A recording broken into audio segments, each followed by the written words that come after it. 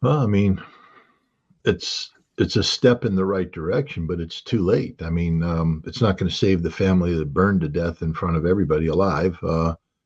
It's not going to save the 40 to 180,000 Palestinians who have lost their lives so far in the ongoing genocide being waged by Israel against the people of Gaza.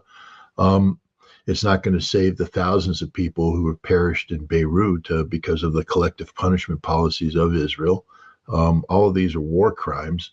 So we're going to coddle a war crime, a nation committing war crimes for 30 more days. This is meaningless, to be honest, because Israel will now manipulate the situation. All it's going to take is one Israeli attack against Iran and an Iranian retaliation. The United States won't be talking about not sending weapons to Israel. They'll be pouring weapons into Israel. So, I believe it when the United States said, we're going to withdraw the THAAD system, or we won't deploy it to begin with. We'll withdraw naval ships. We'll withdraw American troops from the region. We're going to leave you defenseless because we can't defend a nation that carries out these acts. Why 30 days? Why not 24 hours? Why not 48 hours? Why not, something that means something? This is a meaningless gesture on the eve of a national election. And that's what the 30 days is, because they can't take this kind of bold action now because there will be political consequences domestically. And so it's one of these things where the Biden administration is trying to have its cake and eat it too, where they're going to talk about doing something that should have been done a long time ago, 30 days out. No, this is just politics. I'll believe it when I see it. How do you think that the way that they're trying to attack, they're attacking Gazans right now, and the way that they're keeping this conflict with Lebanon and with Iran is to distract people from what's going on in Gaza? It's about keeping Benjamin Netanyahu politically relevant. He can only remain in power if he's seen as the national security prime minister, and you can only make national security your top priority if you are engaging conflicts that are seen as promoting the existential survival of Israel. Gaza is a losing conflict. If you focus solely on Gaza, he would not be able to stay in power. So he's expanded the conflict into Lebanon, and now he's going to expand the conflict into Iran. All in an effort to achieve what he's wanted from day one, which is to get the United States involved in military actions against Iran. So, that's what's going on here. It's not. It really comes down to just Benjamin Netanyahu. And how about this new attack of Hezbollah on Israel, this drone attack? It seems that their air defense system didn't work. And are they really now concerned about what would happen in the coming days, in next week, in next month, in this conflict with Lebanese people? Well, the Israelis have fooled themselves into a false sense of complacency because of their the trick plays that they ran, the exploding pagers, the assassination of Hassan Nasrallah, the assassination or the elimination of a significant chunk of the Hezbollah leadership. They started declaring victory too early. Hezbollah is a resistance-based organization. It has recovered, and it will, and now we see that it's able to ratchet up the pressure on Israel. Netanyahu had an impossible mission. He said that he's going to return 60,000 people to the northern settlements. How's that working out, Ben? Bibi, Bubba, you able to do that? No. Hezbollah will keep the northern Israel shut down, and now they're talking about continuing to expand their operations. And they'll keep going further south and further south and further south until Hezbollah starts hitting Tel Aviv on a regular basis. And that's the reality of Israel. They'll never be able to stop this from happening. Their only hope is to have a conflict termination. There can't be conflict termination until they're ready and willing to resolve the Gaza situation, which, again, the United States, had we put 48 or 72 hour time window on the threat to stop weapon shipments, this would be pressure being placed across the board at the same time, and you could achieve results. But Netanyahu is a political snake, and he will squirm his way through and find gaps. And I think the next thing you're going to see is that Israel is going to attack Iran, and this will generate a wider regional conflict, which again will distract from the ongoing failures that are taking place in Gaza, and will also put political pressure on the United States to make it impossible for us to stop sending weapons to Israel. And two things that in the Russian media they were talking about, one of them was these drones coming to Israel were made of composites, and it seems that it's so difficult for the air defense system to recognize them, to track them. And what's your take on these type of drones that Hezbollah is using against Israel? Well, again, I don't know I hear the reports. I haven't seen the drones. I'm not in a position to see the drones, and so I can't do a forensic evaluation of them. I also don't know the parameters associated with the flight path. What was the altitude? Was it doing terrain masking? Is there more than just the composites? What is the configuration of the drone? Because I don't care if you have composites. If your drone is built in a certain manner where it has reflective surfaces, you're still going to be able to detect it. So, I think there is a combination of factors. I don't think Hezbollah has built a stealth drone. I think Hezbollah has built a low observable drone, which when it utilizes certain tactics, can exploit existing gaps in the Israeli air defense umbrella to hit targets in Israel. And the other reality is that there might be some other things at play here, where the Iron Dome, because they're running out of missiles, may have been deliberately dumbed down by Israel to prevent them from shooting missiles off, and Hezbollah is taking advantage of this. There's a whole bunch of factors that go into the success that Hezbollah is enjoying right now, than just to come out and say, Israel's defense shield doesn't work. We know at one time it did function, but we're more than a year into a war where Israel has relied heavily on the Iron Dome and recently on Arrow and David Sling and other systems. And both Hezbollah and Iran have collected the intelligence. So have the Houthi, the Ansarallah, and they adapt their operations based upon this new intelligence. And as we see, they're having increasing success in penetrating the Israeli defense shields. It seems that right now, with this new system going to Israel, this called THAAD air defense system, it's a kinetic weapon, which means it doesn't have a warhead. It has to hit the target to just explode it. And do you think that two things, what would be the message from the United States to Israel and Iran in terms of this air defense system? It cannot be used as offensive, isn't it? No, it can't. It's a defensive system. It's a defensive system, but it's totally different from Patriot system that we know that it has a warhead.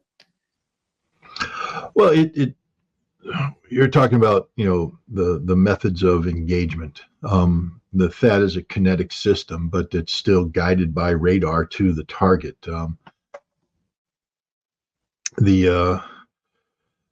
It's also designed to intercept at different altitudes. This is meant to get missiles higher up in the atmosphere. The Patriot gets them on their descent. The THAAD can get them in the mid-range. The thing about the THAAD is you call it a new system. It's not that new. It's been around for a while, and like most systems, it underwent a decade or more of development. So this is old technology. It's not cutting edge technology. It's old technology. And when you do proof of concept testing, first of all, you want the test to succeed. And so oftentimes it's, the THAAD was used against very predictable targets. Indeed, in some cases, THAAD and other systems in order to get the result they want, there's a little bit of cheating that takes place. For instance, they might do something that allows the system, the incoming target, to be tracked earlier, and do something to increase the reflective nature of the target, so that you can get this bullet hitting a bullet kind of result. And again, they did this years ago. The THAAD has never been tested in combat against modern missiles,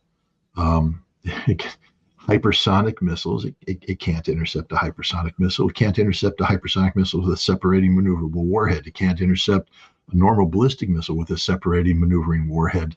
And it definitely can't defend against a saturation attack, a salvo attack, like the Iranians have shown themselves capable of doing.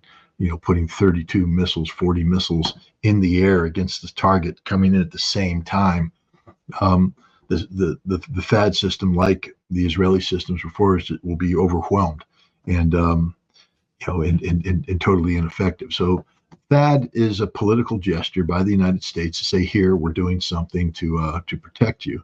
But what I think we're protecting is Nevatim Air Base, because that's the air base that's used as the primary entry point for the American weapons shipments. Now, maybe we won't need that in 30 days if we stop sending weapons into Israel. But in the meantime, the deployment of THAAD shows that the United States is very much intent on convincing the Israelis that if there is a conflict that involves a ballistic missile threat to Israel, that the United States will do its best to keep Nevatim Airfield open.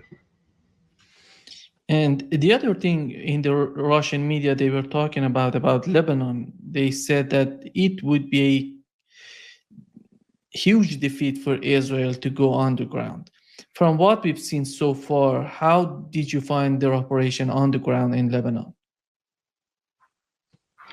Well, they haven't gone in very far, have they? I mean, let's take a look at the outcome when they conclude. The purpose of this attack is to drive Hezbollah north of the Litani River. They're not even close to accomplishing that. Hezbollah has withdrawn from its forward areas to consolidate their power, to draw Israel in. Remember, every kilometer Israel goes in is a kilometer more that they have to resupply over in difficult terrain, exposing lines of communication to interdiction, compelling the Israelis to push forward their logistical support points inside Israel, exposing them to attack by drones and missiles. And now we see, as Israel does start to punch in, Hezbollah fights back. There's been some videos coming out of sharp engagements where Israel has not been able to continue their advance, and they've been pushed back. And if Israel wants to continue moving in, then the number of casualties will expand exponentially. Israel has not been in a hard fight yet. There are some skirmishes, some tough skirmishes, but for the most part, Israel's punching into an empty bag. But at some point in time, the Israeli fist is going to meet the Hamas wall, and and we'll see it. But I think it's grossly irresponsible and unrealistic to sit here and try to predict an Israeli victory based upon the results that have taken place so far. This is not an Israeli victory, far from it. Yeah, last time, I think the other time that we talked on October 1st, that we were talking at the same time Iranians were attacking Israel, if you remember that day. And right now it seems that Israelis are getting prepared to attack Iran.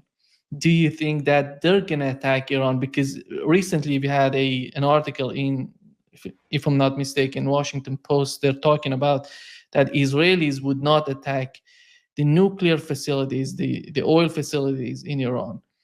And on the other hand, today, the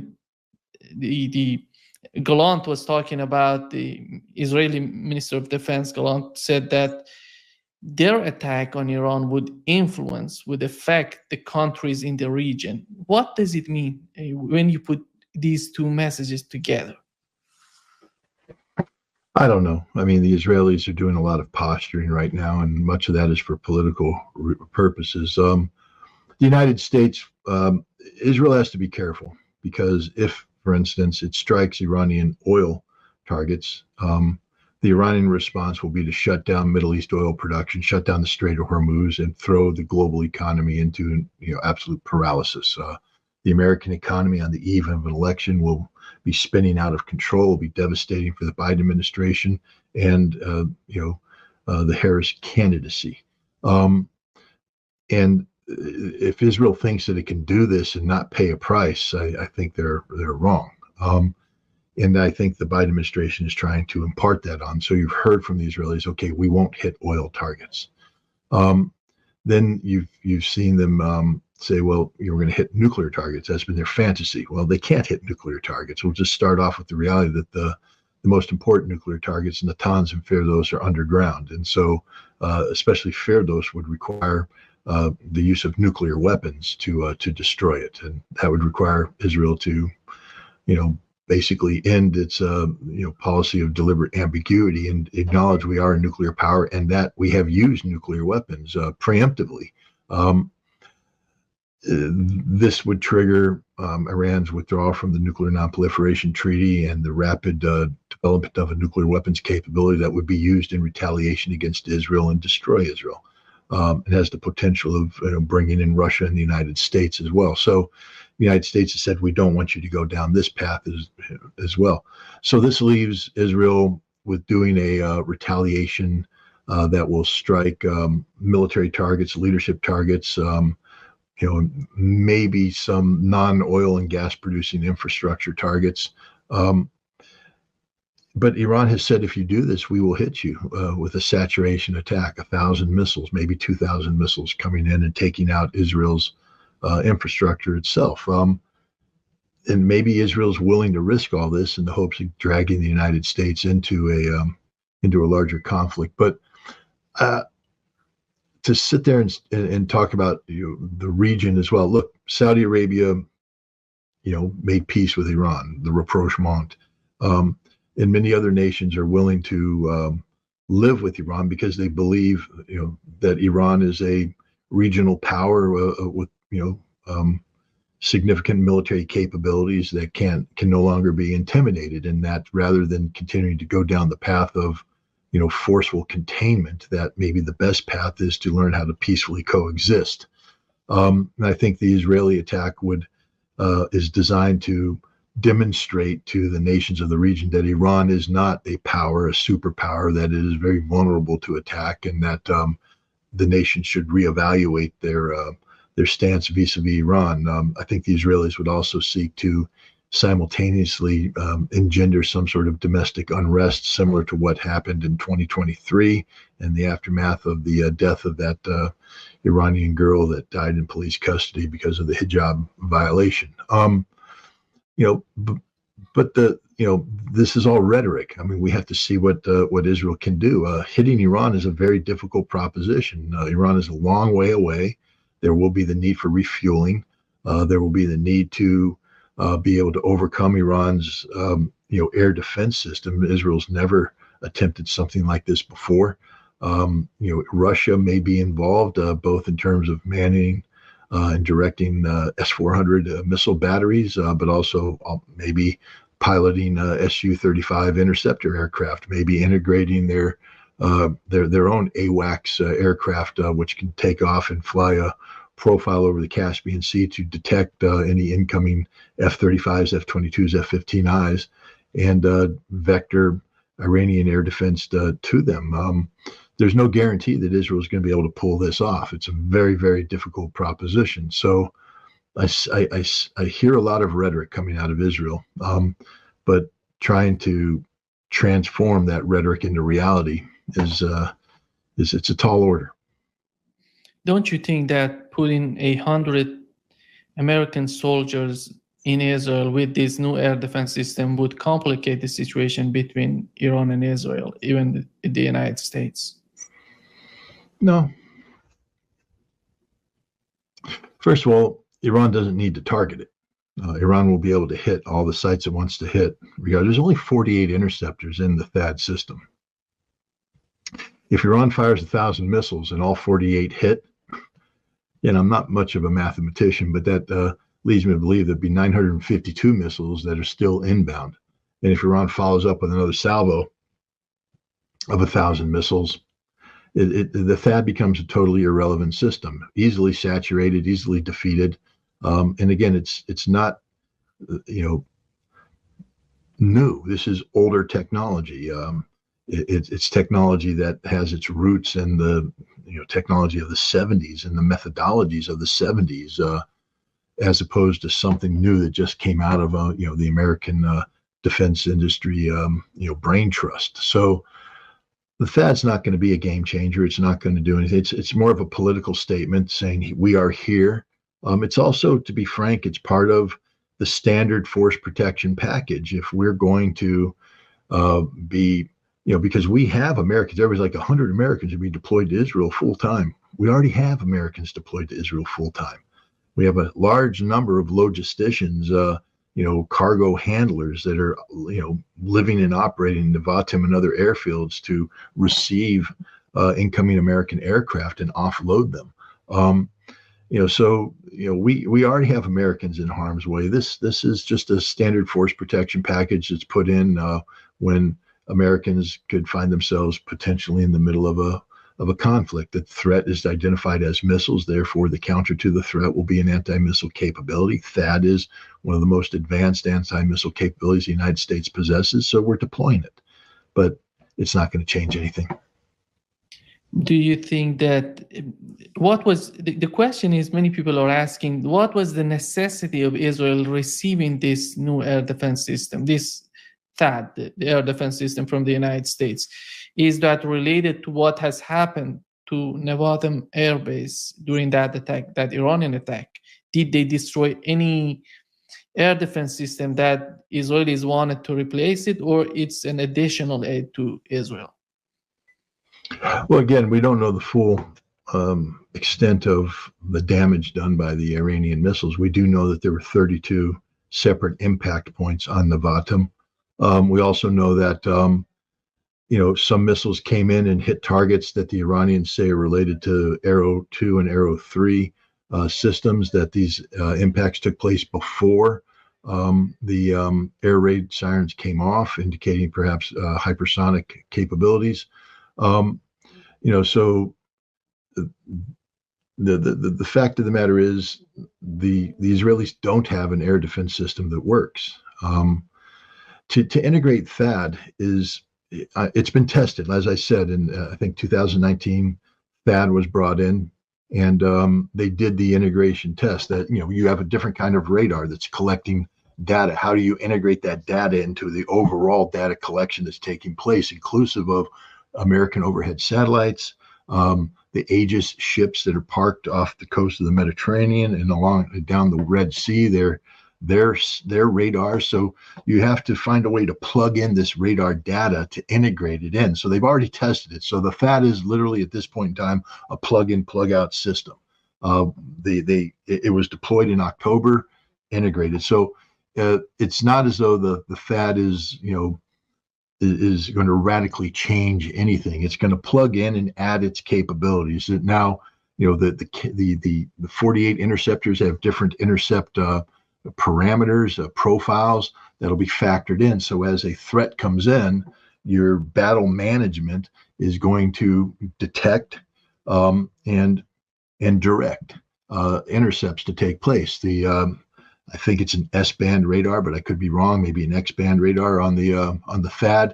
It's going to intercept at a further rate. It's going to be able to direct. So the THAAD is going to add a certain element of intercept capability to the system. And then you have to deconflict. I mean, what's David Sling doing? If THAAD's going to take over this sector, where's David Sling? You don't want them being overlapping sectors, because that's a waste of resources. You don't want to be firing THAAD and David Sling at the same target. So there's deconfliction that has to take place. This has all been factored in. And again, the Iranians aren't worried about this. I really don't think. First of all, the Iranians are smart. I don't know the Iranian battle plan. I don't know, what their thinking is, but I do know this. These are very smart people who are smarter than I am on these issues, and I know how I would plan an attack and the factors that I would put into it.